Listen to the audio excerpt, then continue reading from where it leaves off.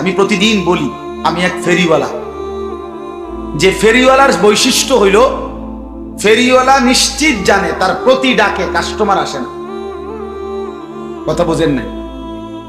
তার পণ্যের ঘোষণাটা সে যতবার দেয় প্রত্যেকবারে কি কাস্টমার আইব? সে জানে, সে জানে এই গল্লি থেকে ওই মাথা পর্যন্ত গেছে, মনে 100 বার বলছে বালতি বালতি বালতি, কিন্তু কেউ আসে না। কিন্তু সে বলা থামে না। সে জানে হতে পারে 100 জন পরে 100 বার বলার পরে একজন লোক হয়তো বলবে যে ভাই দেখি কি মালটা কি। ওই একজনের আশায় পিছনের 100 বার সে বলে যাচ্ছে।